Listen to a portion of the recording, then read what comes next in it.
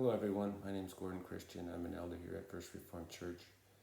And for devotions this week, we thought it might be good just to talk again about the reality of some of these seemingly negative realities or aspects that we're facing, and then specifically how that relates to us interacting with each other.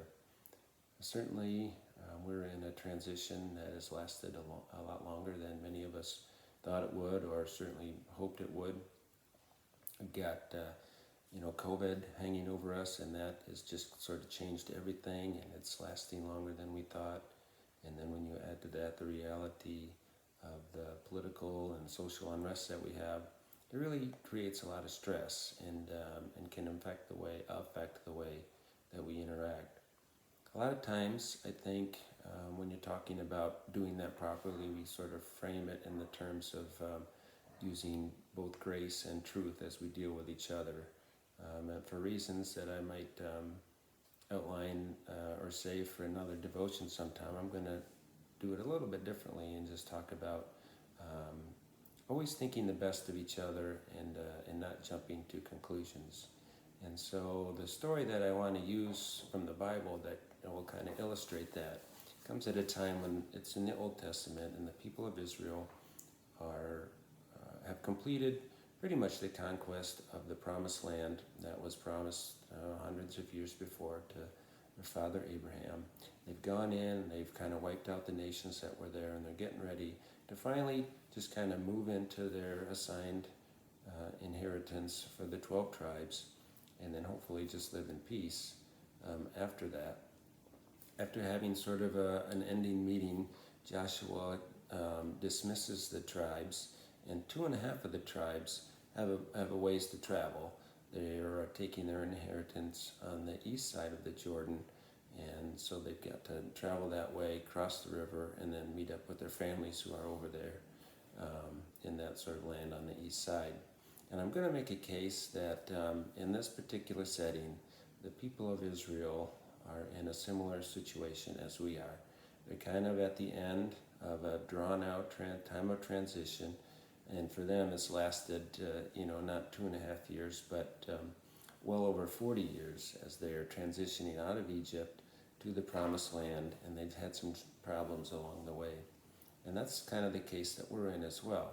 We're in the end of a long transition. We've had some challenges that we face, but hopefully we're on the cusp of a time of peace and growth.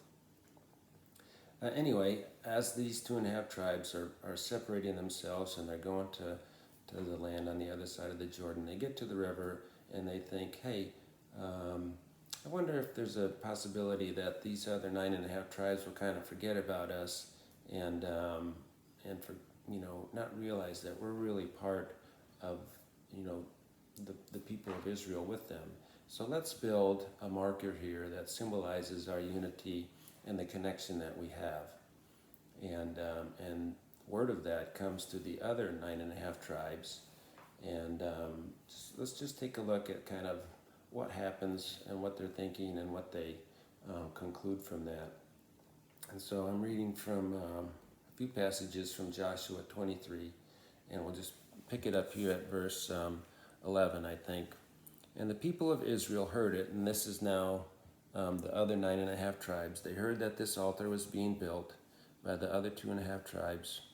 And they heard it said, behold, the people of Reuben and the people of Gad and the half-tribe of Manasseh have built the altar at the frontier of the land of Canaan, in the region about the Jordan, on the side that belongs to the people of Israel. And when the people of Israel heard it, the whole assembly of the people of Israel gathered at Shiloh to make war against them. So now they've been in captivity for 400 years with they're all as a family. They come over, they band together, and they defeat all the lands that are before them. And like 2 weeks later, now they're ready to go at war with each other because they think they're building this offensive sort of memorial or altar. And so just before rushing out and going to war with them, they have the at least the presence of mind to send sort of a delegation of a high priest and some other folks, just really to confront them about what they're doing. And so a delegation goes there and they ask the people, hey, what's going on with this? We really don't like what you're doing here. And then the people of the 2.5 tribes explain what they're doing, that they aren't building an altar, to worship God improperly, but they're building a memorial to kind of symbolize the unity and the connection that they have. And after hearing that, they kind of say, oh, well, that doesn't, that's not what we thought. And then in verse 30, it says, when Phinehas the priest and the chiefs of the congregation heard the words that the people of Reuben and the people of Gad and the people of Manasseh spoke, it was good in their eyes. And they said, today we know that the Lord is in our midst, because you have not committed this breach of faith against the Lord, which they sort of jumped to conclusions to think about. And so I hope that will be, an example for us to not want to emulate. I'll point out that healthy churches aren't marked by an absence of disagreement and conflict. They're marked by the way that they handle them. And so we know for sure that there's going to be disagreements in the way that we handle lots of stuff, even COVID. And certainly there may be disagreements with